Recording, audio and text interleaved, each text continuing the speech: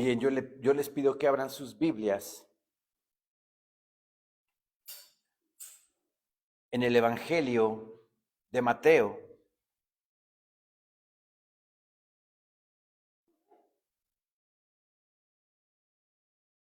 Evangelio de San Mateo, capítulo 11.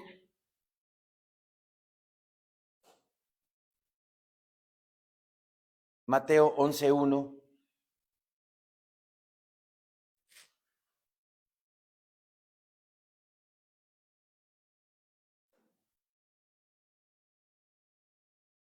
Dice la palabra bendita de Dios. Cuando Jesús terminó de dar instrucciones a sus 12 discípulos, se fue de allí a enseñar y a predicar en las ciudades de ellos. Y al oír Juan en la cárcel los hechos de Cristo, le envió 2 de sus discípulos para preguntarle: ¿eres tú aquel que había de venir? ¿O esperaremos a otro? ¿De qué Juan está hablando la palabra del Señor aquí? Juan el Bautista. Juan el Bautista, que estaba en la cárcel. ¿Por qué hecho Juan el Bautista estaba prisionero? Por denunciar, señalarle al rey Herodes su pecado. El rey Herodes Antipas, no el Grande, el rey Herodes Antipas, hijo de Herodes el Grande, tomó mujer que no le correspondía. La mujer de su hermano Felipe se la tomó para sí.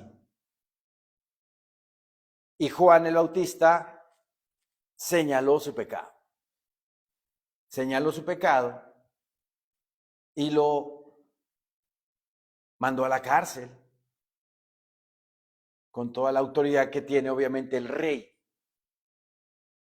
Un rey orgulloso, un rey soberbio, un rey altivo, pues su conciencia, taladrándole el mal hecho, en vez de arrepentirse, manda a Juan el Bautista a la cárcel. Entonces Juan el Bautista en la cárcel, pues empieza a cuestionar, empieza a dudar si nuestro Señor Jesucristo era el Hijo de Dios, el enviado por el Padre. Imagínense qué hecho tan nos puede parecer sorprendente de que Juan el Bautista haya dudado de la divinidad o de la santidad de nuestro Señor Jesucristo y de su misión aquí en la tierra, especialmente en el pueblo de Israel. Pero vamos a poner en contexto, ¿por qué dudó Juan?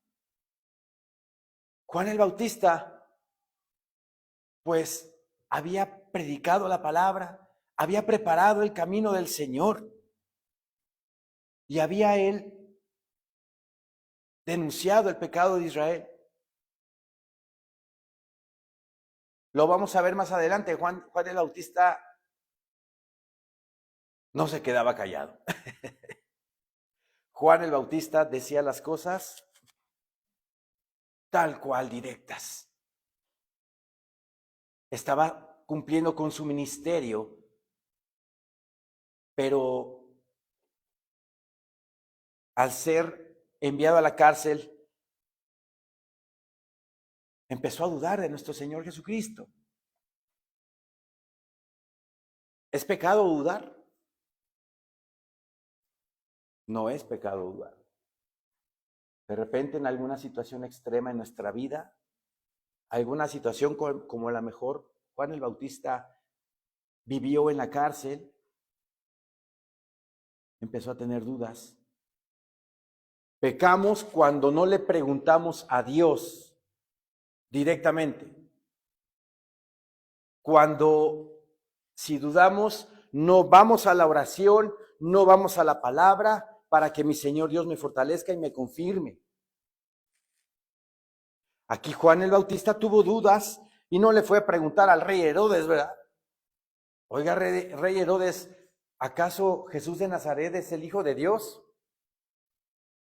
O Juan el Bautista no le fue a preguntar a otro gobernador, a Poncio Pilato, por ejemplo. No le fue a preguntar a un gentil, no le fue a preguntar a un pagano, sino le preguntó a Cristo Jesús mismo para que le confirmara y fortaleciera su fe. Aquí vemos que, dice el versículo 2, y al oír Juan en la cárcel los hechos de Cristo, le envió 2 de sus discípulos. Le fue mandado a nuestro Señor Jesucristo 2 discípulos de Juan para que le preguntaran a él. A veces en situaciones adversas en nuestra vida, complicadas, difíciles, que no vemos la luz al final del túnel, según nosotros, a veces creemos que el Señor se alejó de nosotros o que el Señor se retiró, se dio la media vuelta y ya no está con nosotros. Pero no es así. Aunque no lo sintamos, aunque en algún momento de angustia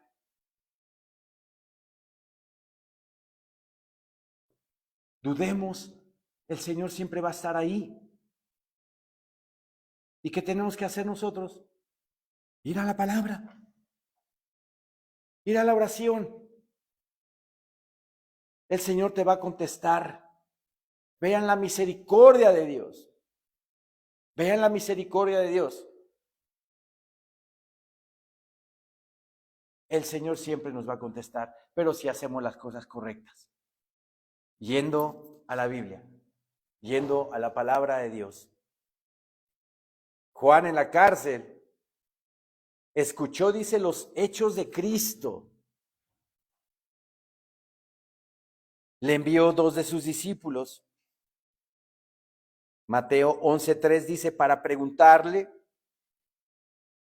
¿eres tú aquel que había de venir? ¿O esperaremos a otro? Vamos al Evangelio de Juan, capítulo 1, por favor.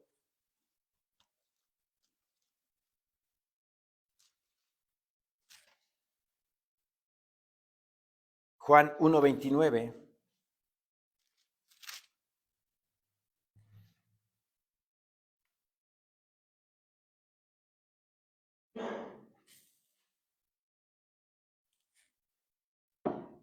Sabemos que Juan el Bautista es primo de nuestro Señor Jesucristo, ¿verdad? Su mamá Elizabeth era prima o pariente de Miriam o María, Miriam en hebreo, María en español, ¿sí? Entonces Juan el Bautista y nuestro Señor Jesucristo eran parientes, pero no se conocían, no se conocían. Vean lo que mi Señor Dios hizo con Juan el Bautista. Juan 1:29 dice, el siguiente día vio Juan a Jesús que venía a él y dijo, he aquí el Cordero de Dios que cubre el pecado del mundo, que quita el pecado del mundo. En el Antiguo Testamento, esos corderitos que estaban sometidos al altar del holocausto, esos corderitos que se les degollaba, la sangre era sacada y puesta en los 4 cuernos del altar del holocausto, eran una figura del verdadero cordero que quita el pecado del mundo. Esos corderitos, machos cabríos, becerros, que se sacrificaban en el altar del holocausto no quitaban el pecado del mundo, solamente cubría, pero no quitaban. Ese hecho tenían que hacerlo continuamente. Pero como dice el libro de Hebreos, ¿verdad? Que mi Señor Jesucristo, ¿verdad? Dio solamente una vez su vida. Y con eso, el pecado del mundo fue quitado, no cubierto. Pero ¿qué tenemos que hacer? Por fe nosotros tenemos que llegar y recibir a Cristo como Señor y Salvador de nuestras vidas, ¿verdad? Y toda mi iniquidad y todo mi pecado, mi Señor ya lo quitó. Mi Señor ya lo lavó. Y estoy justificado delante de Dios. ¿Quién dice amén a eso? Qué maravilloso, Señor. Por eso yo a propósito dije, cubre, para que estuvieran atentos. Pero dice aquí Juan el Bautista, he aquí el Cordero de Dios. No el animalito del Antiguo Testamento, ¿verdad? No el macho cabrío, no el becerro, sino su hijo caminando por ahí. Dice Juan el Bautista, he aquí el Cordero de Dios que quita el pecado del mundo. Este es aquel de quien yo dije, después de mí viene un varón, el cual es antes de mí, porque era primero que yo. Hablando de nuestro Señor Jesucristo, que Cristo Jesús fue antes, ¿verdad? Antes de la fundación del mundo, en el Padre, la palabra, el Verbo encarnado, hablando, y el Espíritu Santo creando todo el mundo, todo el universo. Los marcianos, los aliens y todos los extraterrestres que hay en todo el universo, ¿verdad?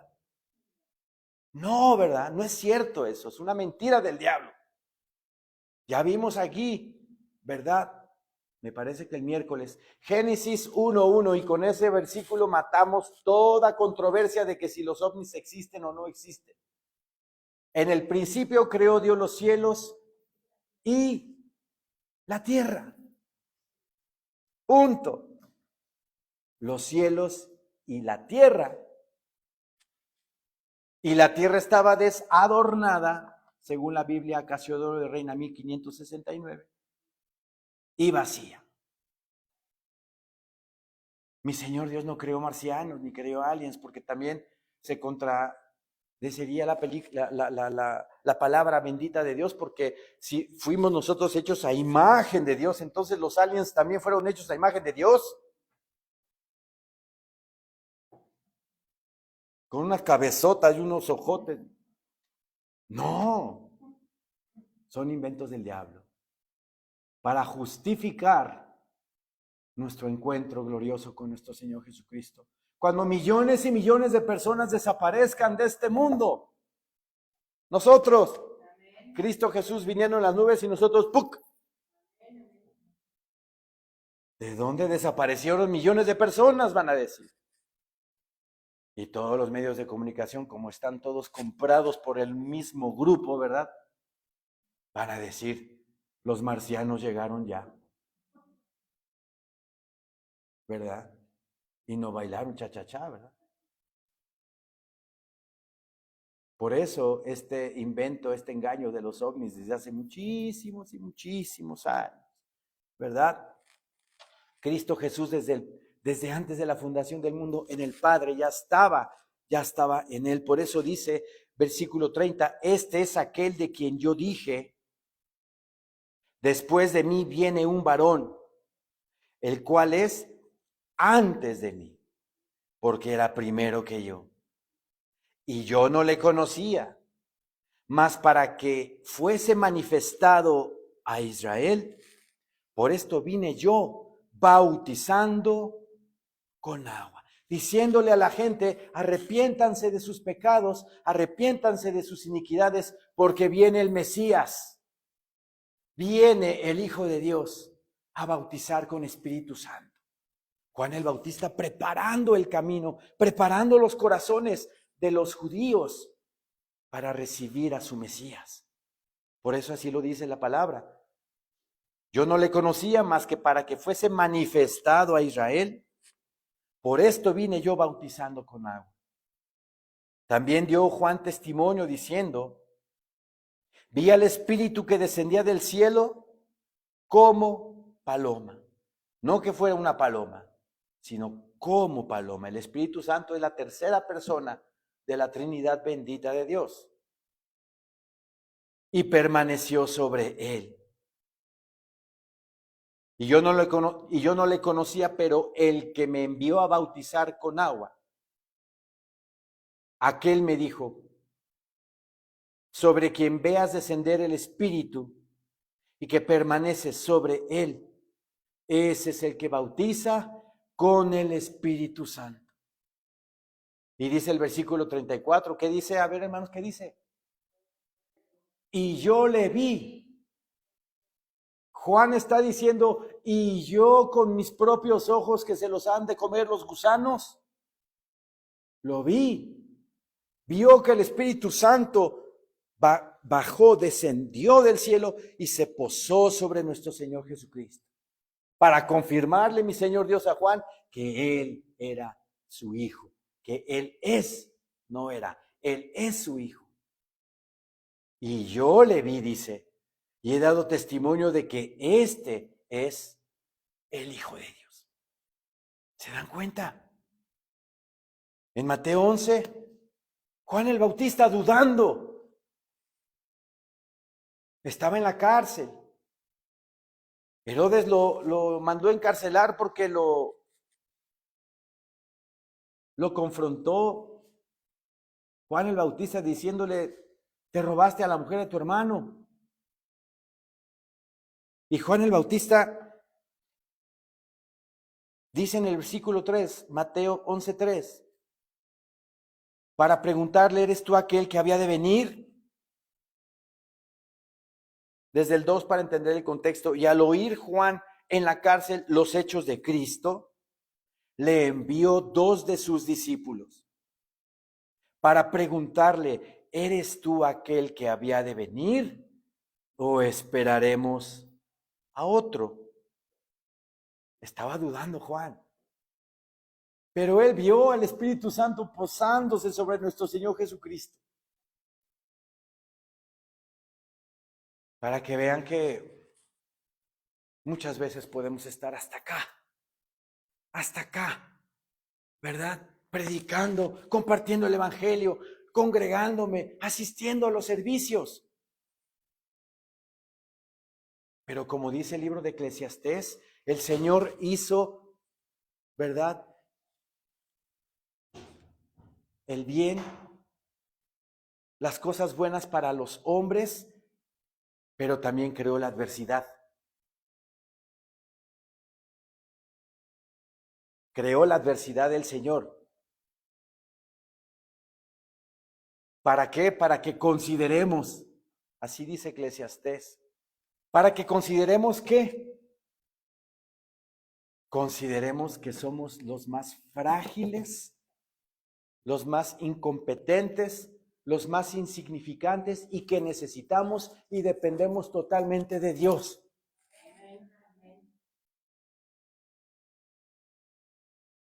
¿O no cuando hay una situación adversa en nuestra vida, luego nos acordamos de Dios? ¿Verdad? Estamos en una situación adversa, entonces estamos considerando que está Dios allá arriba. Pero eso debe de ser siempre, en las buenas y en las malas. En las buenas estoy teniendo bendición, estoy teniendo armonía en mi casa, mis hijos, mi familia, tengo comida. Debo de congregarme seguido. Y no porque, me va bien a todo dar, bueno, pues dejo de ir, falto uno que otro día. No, siempre, en las buenas y en las malas tenemos que congregarnos. Y cuando estamos en la adversidad, pues obviamente más, ¿verdad, Señor mío? Más oración, más lectura de la Biblia, Más peticiones, Señor mío, ayúdame con esta situación, esta carga tremenda que no puedo con ella, Señor. Estamos considerando en la adversidad y el Señor nos ayuda. Y es hermoso cuando salimos de ese túnel negro y vemos la luz y le decimos, Señor bendito, gracias te damos, Padre eterno, por todo lo que haces y por haberme sacado de esa adversidad en la que vivía.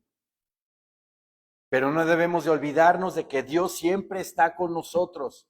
Aunque sintamos que está muy lejos y lejos y lejos de nosotros, no es cierto. A veces el Señor también se aleja un poquito o nosotros sentimos que se aleja de nosotros, pero para probar nuestra fe, para que consideremos en la adversidad. Juan el Bautista estaba en la cárcel y empezó a dudar. Pero no le fue a preguntar a Herodes que si Jesús era el Cristo, o a Poncio Pilato, oye Poncio Pilato, mira, aquí está este señor que hace milagros.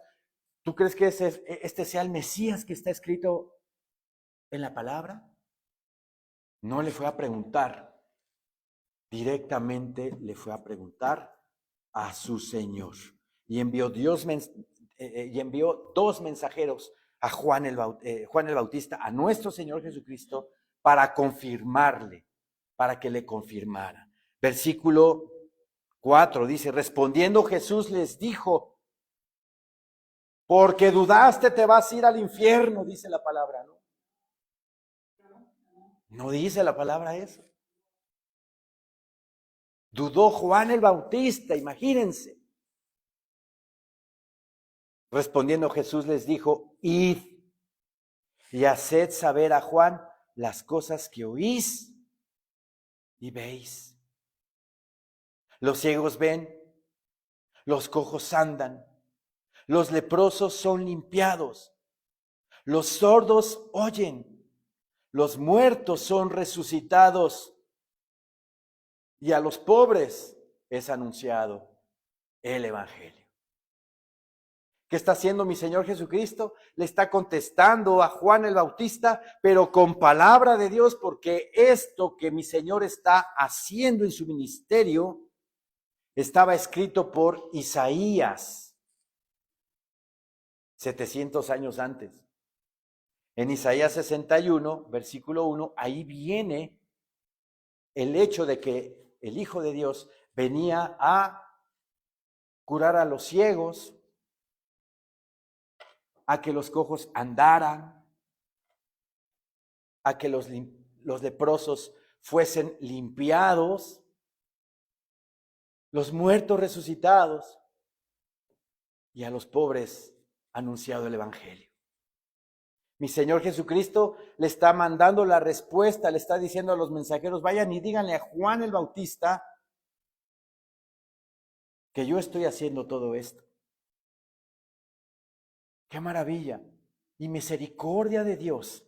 ¡Qué maravilla y misericordia de nuestro Señor Jesucristo! Porque hubiera dicho, porque dudaste, ahí te vas a quedar y al cielo no vienes conmigo. No, no. Mi Señor Jesucristo le contestó de una forma tan amorosa y con palabra de Dios. Citó el Antiguo Testamento, obviamente no existía el Nuevo Testamento en ese entonces, pero le contesta con palabra Isaías 61:1, diciéndole, yo soy el Mesías, yo soy el Hijo de Dios. Pero vean lo interesante del versículo 5, dice que los ciegos ven, los cojos andan, los leprosos son limpiados, los sordos oyen. Primero empieza desde unos ciegos, ¿verdad?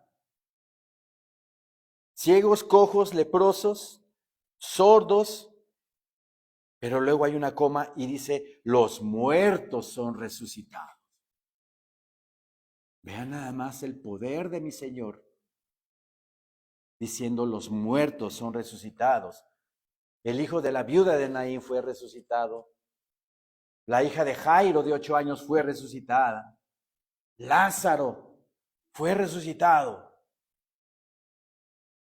¡Qué hermosura! Pero vean al final lo que dice. Y a los pobres es anunciado el evangelio. Finalmente termina con nosotros. Ay, pastor, me ofende porque yo no soy pobre. Pobre en espíritu. El que necesita y reconoce que Dios es el único. Que Dios, mi Señor, es todopoderoso. El que reconoce que necesita y depende de Dios. Ese es el pobre de espíritu. Por eso estamos aquí, sus pobres en espíritu, porque necesitamos de su palabra, de su amor, de su misericordia. Por eso al final dice, y a los pobres es anunciado el evangelio. ¿Sí? Versículo 6 dice, y bienaventurado es el que no halle tropiezo en mí. Bienaventurado el que deje todo por seguirme. Bienaventurado es aquel todo, el que ha dejado su pecado completamente. Bienaventurado es. Aquí en Lucas 11:23.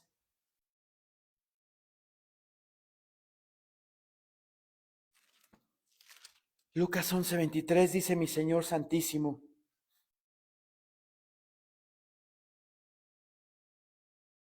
el que no es conmigo, contra mí es. Y el que conmigo no recoge, desparrama. En el mundo debe de haber dos posturas. O amas a Jesús y te entregas a Él, o no amas a Jesús y no te entregas a Él. No hay indiferencias. Ame es indiferente. No. Estamos hablando del Salvador del mundo. Tu alma depende de tu fe, de tu decisión, de tu entrega. El que conmigo no recoge, desparrama. Y el ser humano en esta tierra que cree que está siendo exitoso en su vida, creando negocios y haciendo dinero, para el Señor no es suficiente eso. Porque todo lo que está haciendo en su vida se va a quedar aquí. Y con todo su dinero, ¿podrá comprar su salvación? No. Porque dice, por eso dice el Señor, el que conmigo no recoge, desparrama. Porque es una vida inútil fructificar materialmente en este mundo sin tener a Cristo en tu corazón. Porque al final de tu vida, ¿dónde vamos a pasar eternidad? Aquí la palabra también nos habla en Hechos 4.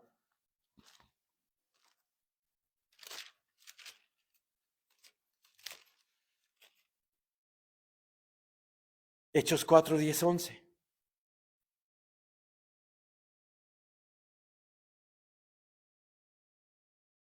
Pedro y Juan acababan de sanar a un cojo, ¿sí? El que estaba sentado en la puerta, la hermosa. Y el que está hablando aquí es Pedro, ante el concilio de ancianos.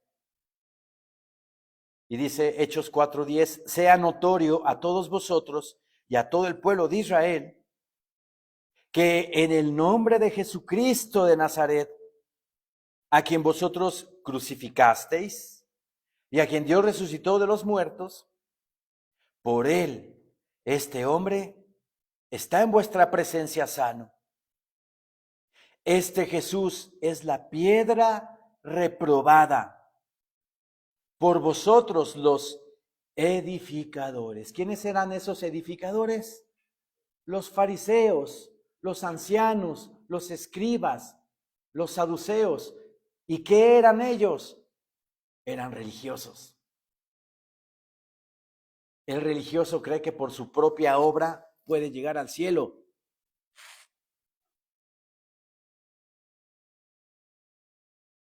El religioso cree que por sus propios hechos y facultades puede llegar al cielo. Por eso tanta religión, ¿verdad? La inventa el hombre, la religión, para poder, según ellos, alcanzar el cielo. Pero el cristianismo no es una religión. El cristianismo es una relación personal con Jesucristo. El cristianismo es la salvación. Este Jesús es la piedra reprobada por vosotros los edificadores, la cual ha venido a ser cabeza del ángulo.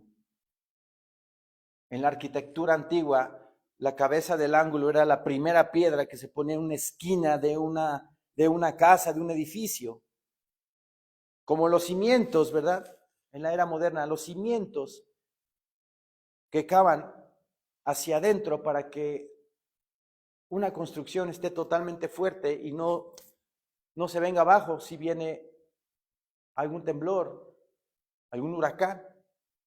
Pero en la arquitectura antigua, la cabeza del ángulo, la piedra que edifica ese ángulo era la que sostenía esa propiedad. Y si nosotros agarramos y quitamos esa piedra, toda la casa se viene abajo. Por eso Pedro les dice, este Jesús es la piedra reprobada por vosotros los edificadores. Al religioso no le gusta Jesús.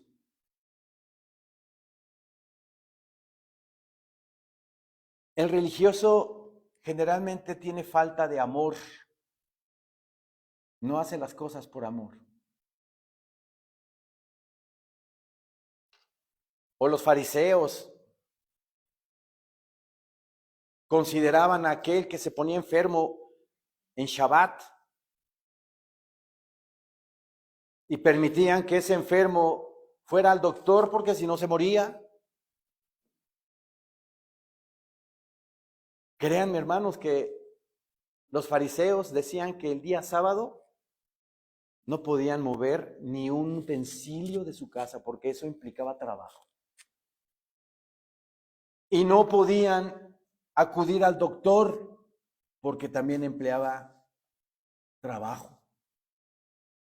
Pero ¿cómo si se está muriendo? Pues espérate hasta mañana domingo. Ahí había amor en los fariseos. No había amor en los fariseos. Y mi Señor Jesucristo a cada rato se los demandaba, se los ponía en cara. Por vuestra tradición habéis invalidado el mandamiento. En el Antiguo Testamento, en las leyes levíticas, simplemente decía el Señor que era el día de descanso de tus obras, de tu trabajo. Porque en Egipto, 400 años, no descansaban. Y de hecho ninguna nación pagana en ese tiempo tenía día de descanso. La gente trabajadora. Por eso mi Señor Dios estableció el día de descanso. Pero como siempre el ser humano echando a perder la palabra de Dios, tergiversándola, manipulándola para conveniencia propia, según las tradiciones de los hombres, le agregaron los fariseos a la ley. Entonces, si alguien se ponía enfermo en sábado, no podía venir el doctor. ¿O no le cuestionaron a mi Señor Jesucristo cuando entró en la sinagoga un hombre con una mano seca? Estaba enfermo. Y no lo recriminaron porque le sanó la mano. Y mi Señor Jesucristo, ¿qué les dijo? Que no está permitido hacer el bien en el día de reposo. Por eso les digo que los legalistas y religiosos cristianos, porque sí los hay, tienen falta de amor. están todo el tiempo ahí, pero son inmisericordias.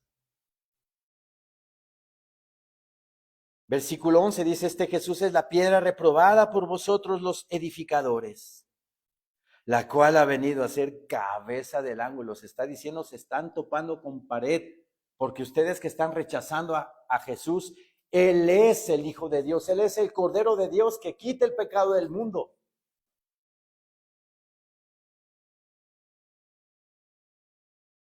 Versículo 12, y en ningún otro hay salvación. ¿Ven religión aquí? Y en ningún otro hay salvación. Está hablando de una persona. No de un sistema de formas para llegar al cielo. Un sistema de ritos, prácticas para llegar al cielo. No, están hablando de una persona. Y en ningún otro hay salvación, porque no hay otro nombre bajo el cielo dado a los hombres en que podamos ser salvos. En el nombre de Jesucristo de Nazaret. ¿Por qué me fui a esta escritura? Porque como cristianos que somos, debemos de soltar todo aquello que nos está impidiendo entrar al reino de los cielos, llegar a nuestra salvación.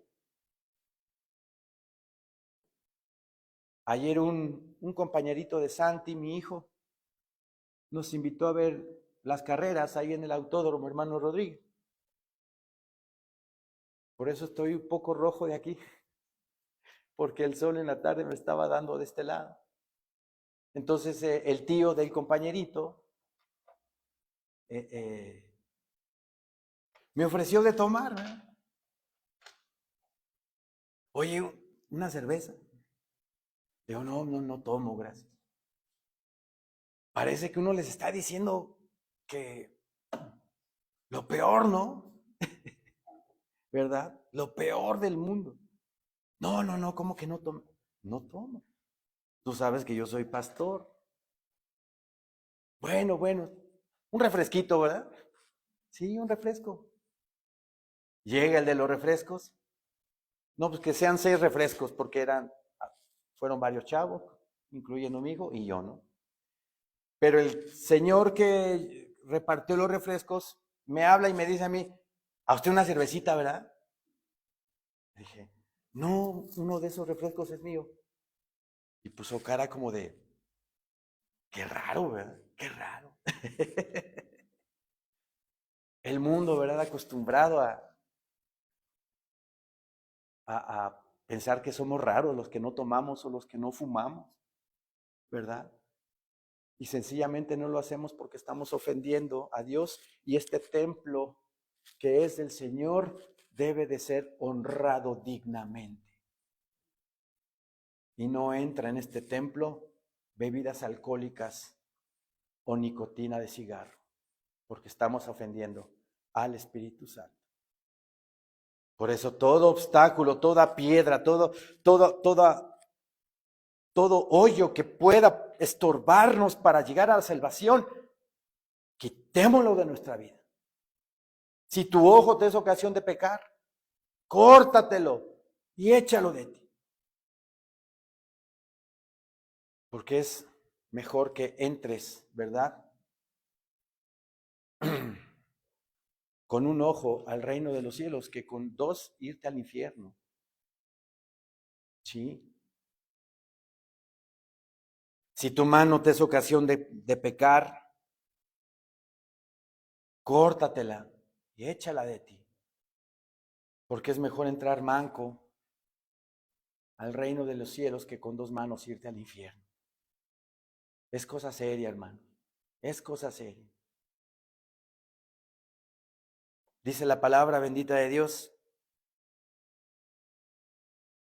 Regresemos a Mateo 11, por favor. Versículo 7.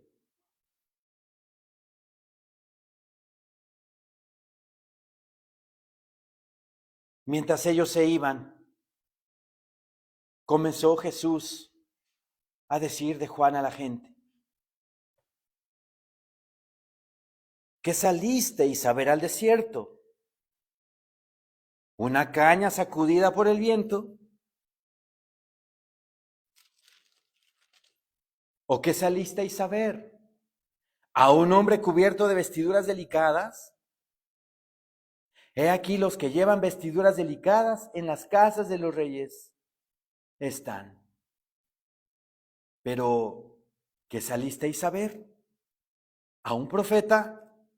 Sí, os digo, y más que profeta. Y más que profeta. Regreso al versículo 7. Mientras ellos se iban, comenzó Jesús a decir de Juan a la gente: ¿qué salisteis a ver al desierto? Porque Juan vivía en el desierto. Ahí vivía Juan. No tenía contacto con la gente de Judea, la gente de Israel.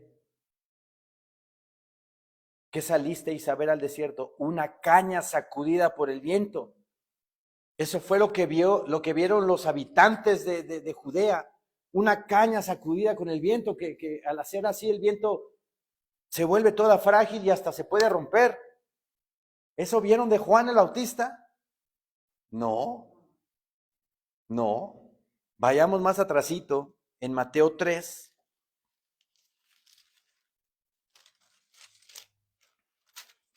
Mateo 3, versículo 7.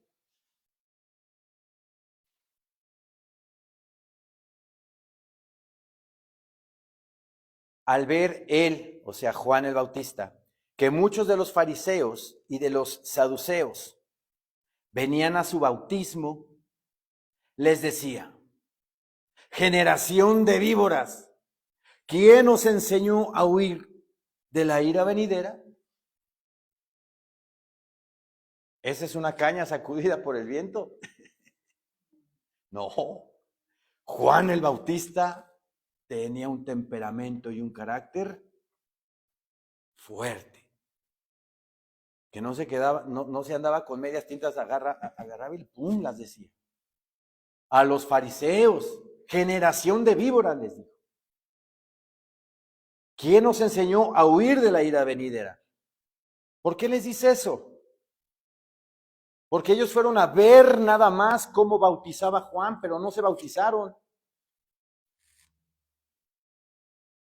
Nada más fueron ahí de chismosos.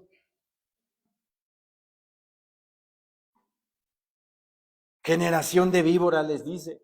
El celo de tu casa me consume, dice el libro de los Salmos.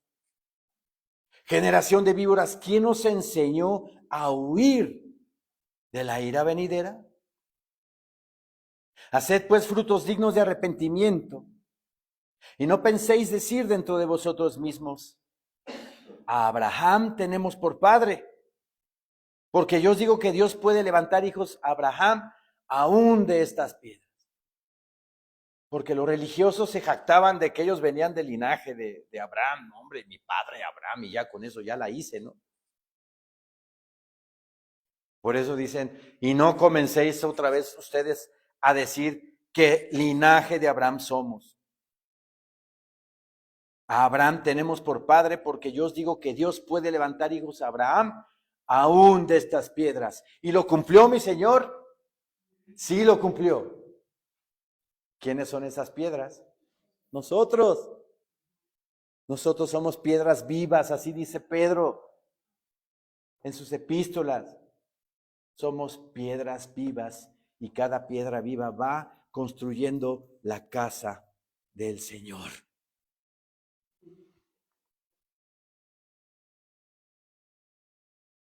Y ya también el hacha, dice, está puesta a la raíz de los árboles.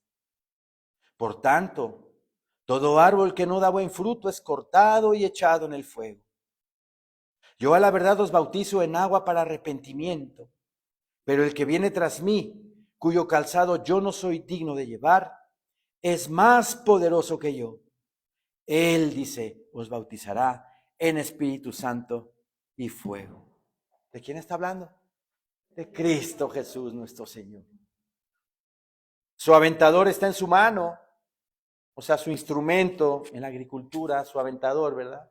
El instrumento que usaban para aventar el trigo al aire, y la cáscara del trigo que no servía era, digamos, aventada por el viento y el trigo caía en la tierra. Dice, su aventador está en su mano y limpiará su era, o sea, su campo, su sitio, y recogerá su trigo en el granero. ¿Cuál es ese trigo? ¿Cuál es ese trigo? ¿Quién es ese trigo? Nosotros somos ese trigo, debemos de ser ese trigo, ese fruto que fue sembrado y que va creciendo y que va creciendo y que se va a convertir de trigo a pan. Pan para darle a los que necesitan de ese pan que es la palabra bendita de Dios. Su aventador está en su mano y limpiará su era y recogerá su trigo en el granero y quemará la paja en fuego que nunca se apagará. La paja era la cáscara, ¿verdad? Es la cáscara del trigo, que es alejada por el viento, y dice la palabra que eso, como no sirve, va a ser quemada en el fuego. ¿Era una caña sacudida por el viento Juan el Bautista? No. Le decía sus cosas a los fariseos. Y mi Señor Jesucristo en Mateo 11 les dice, mientras ellos se iban, comenzó Jesús a decir de Juan a la gente, ¿qué salisteis a ver al desierto? ¿Una caña sacudida por el viento? No, vemos que no. ¿O qué salisteis a ver? ¿A un hombre cubierto de vestiduras delicadas? Juan el Bautista andaba por el desierto con sus túnicas marca Gianni Versace, sus mocasines Florsheim, de piel de bovino, ¿verdad? De esas de las más suavecitas que hay, que hasta uno parece que está caminando en el cielo, ¿verdad? Así salió Juan. ¿O qué salisteis a ver a un hombre cubierto de vestiduras delicadas? Veamos qué vestiduras tenía Juan el Bautista. Mateo 3, nuevamente.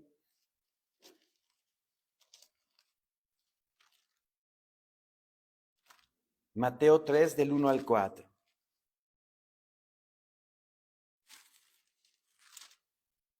En aquellos días vino Juan el Bautista, predicando en el desierto de Judea, y diciendo, arrepentíos, porque el reino de los cielos se ha acercado.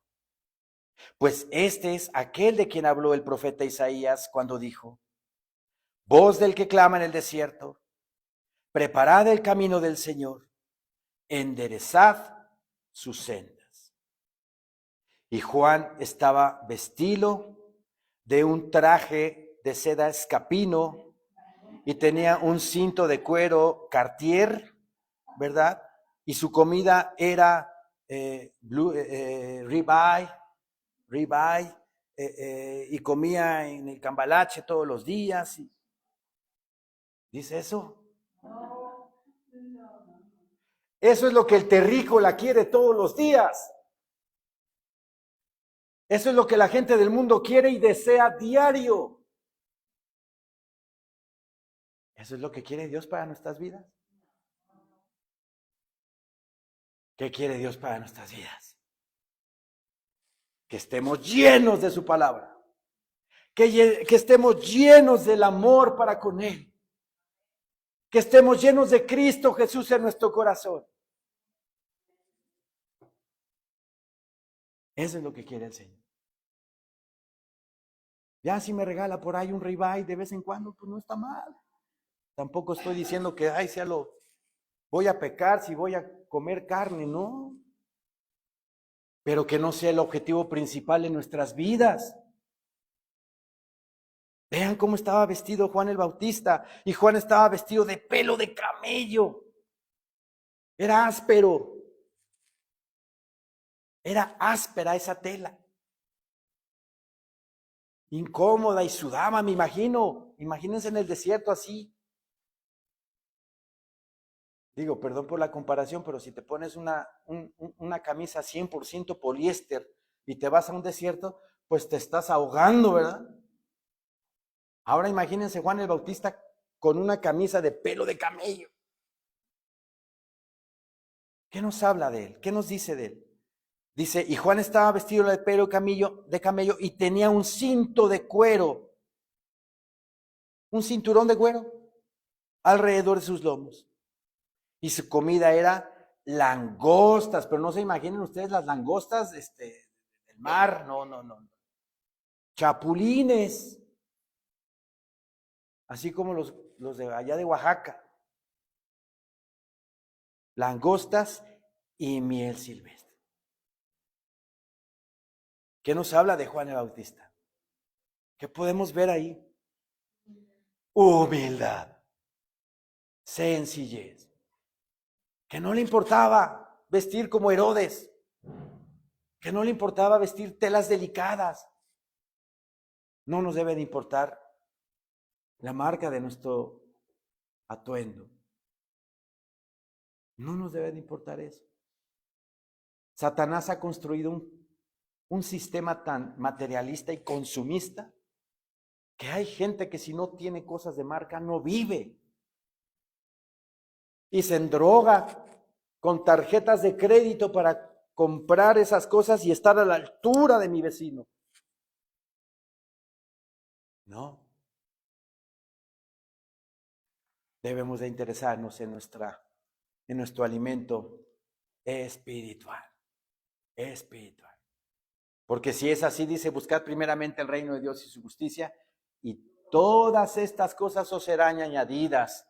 No el ribeye, no la rachera diario, no. El comer, el alimentarme diariamente, el tener un sustento, el tener un vestido, un calzado, un techo donde vivir.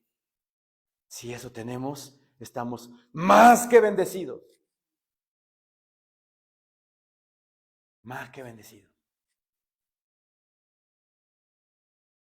Regresemos a Mateo 11, por favor.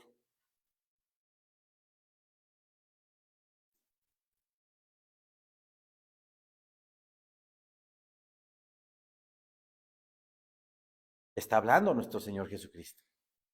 ¿Sí? Versículo 9 dice, pero ¿qué salisteis a ver? ¿A un profeta? Sí, dice, os digo, y más que profeta, porque este es de quien está escrito. He aquí yo envío mi mensajero delante de tu faz, el cual preparará tu camino delante de ti. De cierto os digo, entre los que nacen de mujer, no se ha levantado otro mayor que Juan el Bautista.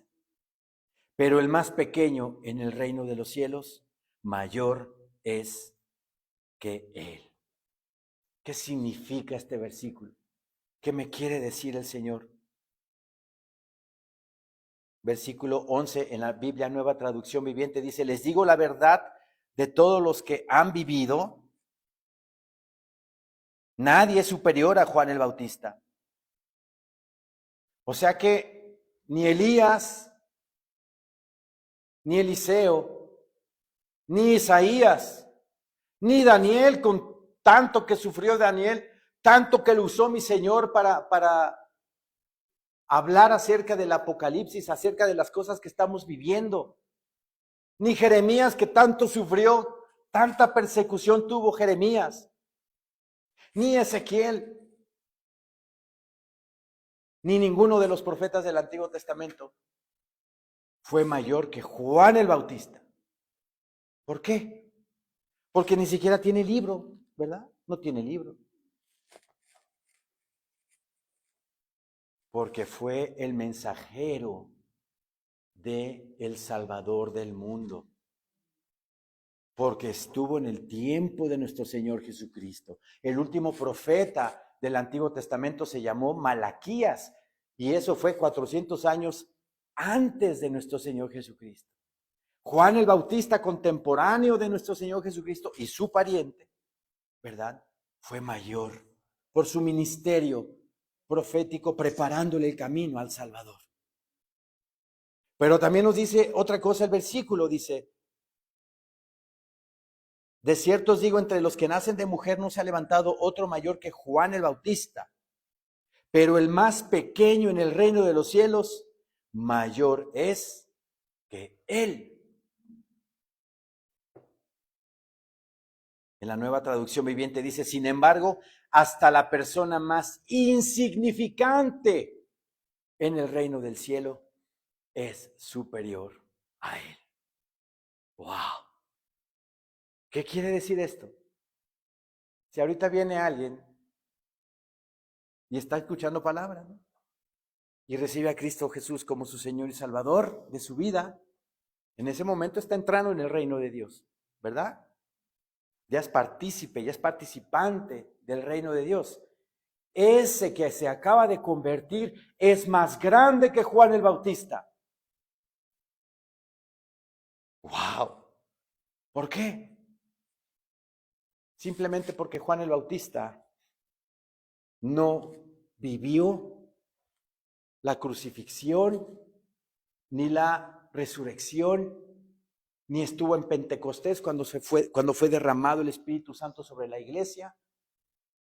No perteneció al reino de los cielos. Simplemente por eso. Pero vean que el más pequeño en el reino de los cielos es más grande que Juan el Bautista. ¿Se dan cuenta con esta explicación de la importancia que tenemos nosotros para con Dios? Que cualquiera de nosotros somos más grandes que Juan el Bautista. Digo, no vayan a andar por la calle diciendo: no, yo soy más grande que Juan el Bautista. Simple y llanamente porque el Espíritu Santo de Dios vive en nosotros y es el que nos está restaurando, es el que nos está renovando, es el que nos está aproximando a la imagen de Cristo. Con eso simplemente somos más grandes que Juan el Bautista. Él no llegó ahí, porque recuerden que ¡pac!, fue muerto, fue decapitado. ¿Se dan cuenta de la misericordia de Dios que tiene para con nosotros? Qué hermosísimo Señor tenemos. Qué hermoso Señor. Versículo 12 dice: desde los días de Juan el Bautista hasta ahora, el reino de los cielos sufre violencia y los violentos lo arrebatan. ¿Por qué? Porque obviamente Cristo Jesús vino a deshacer las obras del enemigo, vino a deshacer las obras del pecado. Al enemigo no le gusta que uno más sea desarraigado, sea quitado de su reino de las tinieblas. Entonces, ¿qué hacen los demonios? ¿Qué hace Satanás y sus demonios? A ese nuevo convertido, ¡pum, pum, pum!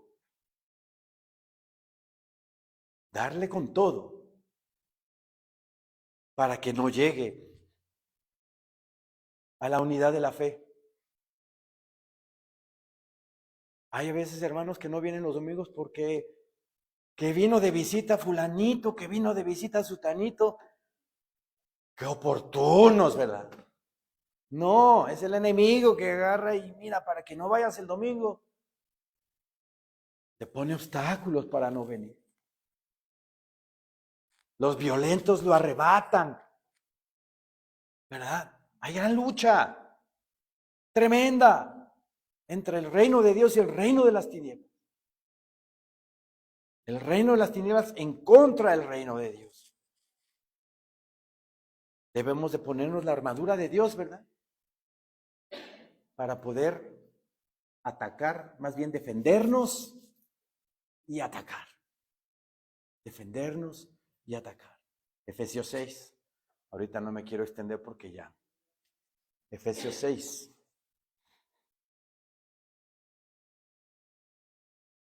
Versículo 13, porque todos los profetas y la ley profetizaron hasta Juan. Y si queréis recibirlo, él es aquel Elías que había de venir. Estaba escrito precisamente en el libro de Malaquías, el profeta último del Antiguo Testamento, que Elías, el profeta Elías, antes de que viniese el Señor, iba a venir él. Pero esa profecía tiene doble cumplimiento. Vamos rápido a Malaquías 4, por favor. ¿Es un libro para atrás? Malaquías es el último libro de Antiguo Testamento, perdón.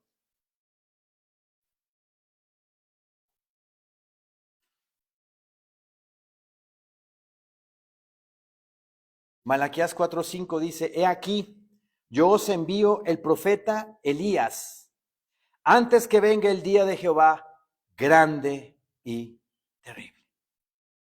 Él hará volver el corazón de los padres hacia los hijos, y el corazón de los hijos hacia los padres, no sea que yo venga y hiera la tierra con maldición. Tiene doble cumplimiento ese versículo. Los apóstoles de nuestro Señor Jesucristo le preguntaron a nuestro Señor, ¿por qué dicen los escribas que es necesario que venga primero Elías? Como cuestionándose los apóstoles de que, pues es que no hemos visto a Elías y tú ya estás aquí.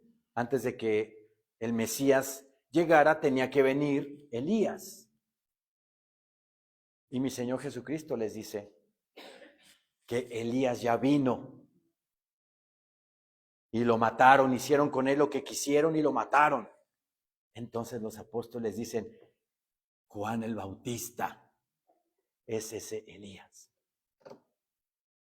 ¿Qué quiere decir esto? Que el espíritu de Elías estuvo en Juan el Bautista.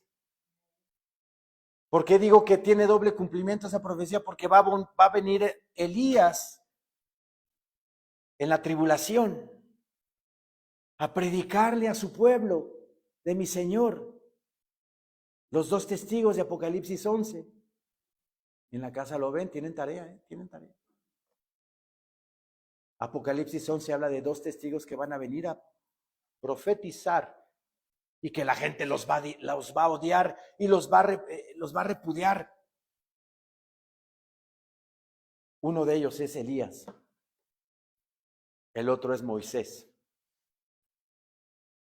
Regresemos a Mateo 11 ya para terminar, por favor.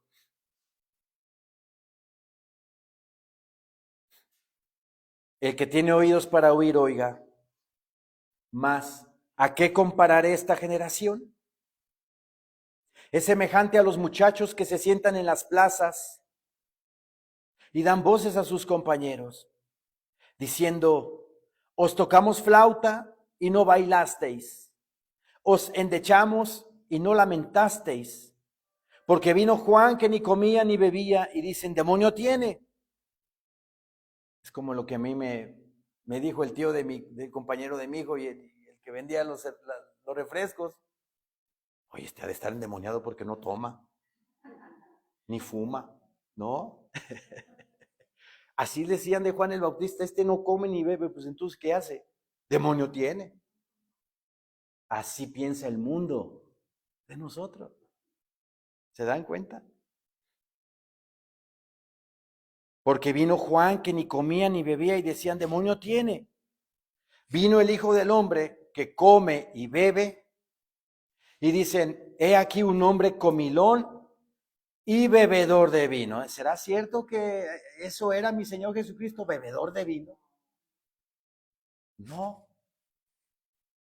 Pero siempre se reunía con pecadores en comidas. La intimidad, ¿verdad? Siempre se da en una comida. La comunión. Comía y se tomaba su copa de vino, pero no un bebedor de vino, como dicen aquí. Porque vino Juan que ni comía ni bebía y dicen, demonio tiene. Y vino el Hijo del Hombre que come y bebe y dicen, he aquí un hombre comilón y bebedor de vino, amigo de publicanos y de pecadores. Este versículo en la Nueva Traducción Viviente dice así: el Hijo del Hombre, por parte, festeja y bebe. Y ustedes dicen, es un glotón y un borracho. Y es amigo de cobradores de impuestos, o sea, lo peor. Y es amigo de cobradores de impuestos y de otros pecadores. Pero la sabiduría demuestra estar en lo cierto por medio de sus resultados. La Reina Valera nos dice, vino el Hijo del Hombre que come y bebe, y dicen, he aquí un hombre comilón y bebedor de vino, amigo de publicanos y de pecadores. Mi Señor Jesucristo, hablando de su generación, que nada les embonaba, con nada estaban de acuerdo. Había un orgullo religioso del cual no los movían de ahí. Tocamos flauta, dicen. Os tocamos flauta y no bailasteis. O sea, les puse musiquita, les pusieron musiquita y no bailaron. Endechamos o la palabra endechar es de lamento. Este versículo en la NTV dice, tocamos canciones de bodas y no bailaron, entonces tocamos canciones fúnebres y no se lamentaron. O sea, nada les embonaba, como decimos en México. Con nada estaban contentos porque vivían en un orgullo religioso. Vino Juan el Bautista, que no come ni bebe, y dicen, demonio tiene. A mí me dicen que soy comelón y bebedor de vino, que como con pecadores. Hablando del orgullo religioso, muy peligroso, muy peligroso. Amemos a nuestros hermanos, amemos a nuestros semejantes. Y no andemos todo el tiempo con la Biblia, ¿verdad? Pecador, te vas a ir al infierno. No. Amonestemos en amor. Y si saben que esa persona puede ser algo orgullosa, oremos por ella. Oración nada más. Oración nada más. Pero la sabiduría es justificada por sus hijos. ¿Qué significa esto? ¿Cuál sabiduría? La sabiduría de Dios. La sabiduría de Dios que nos da la palabra bendita de Dios. Cuando somos oidores y hacedores de la palabra, la practicamos, hacemos tal cual está escrito aquí, entonces estamos viviendo en la sabiduría de Dios. Y lo que envuelve, enrolla a la sabiduría de Dios es el amor. Es el amor. Pero la sabiduría es justificada por sus hijos. ¿Cuáles hijos? ¿Los de los fariseos? No. Los hijos del reino de Dios. Entonces la sabiduría de Dios va a ser justificada por sus hijos porque vamos a andar en el camino correcto, vamos a andar a la luz de la palabra, siendo oidores y hacedores de ella y teniendo la luz de Cristo en nuestras vidas. Entonces, esa sabiduría va a ser justificada por los hijos del reino de Dios. Que no andamos como los fariseos, ¿verdad? Poniéndole pero a la palabra, no, pero es que este versículo no me gusta, mejor lo saco del contexto. Oh, ya ves, aquí dice que Jesucristo sí era borracho.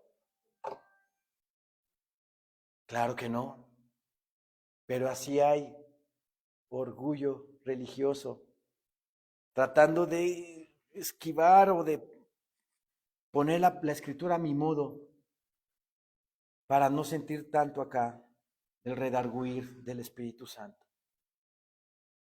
Amados hermanos, Juan el Bautista fue un gran profeta. Tuvo dudas.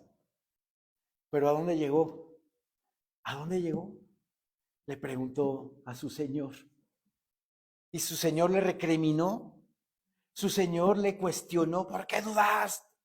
No, al contrario, vean cómo mi Señor habló de Juan el Bautista. Cuando estemos en una situación así, acudamos a la palabra, acudamos al Señor. Señor mío, fortaléceme, ayúdame, cuídame, protégeme.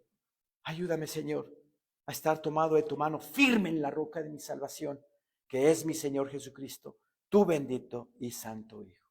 Amén, hermanos. Amén. Levantémonos, por favor.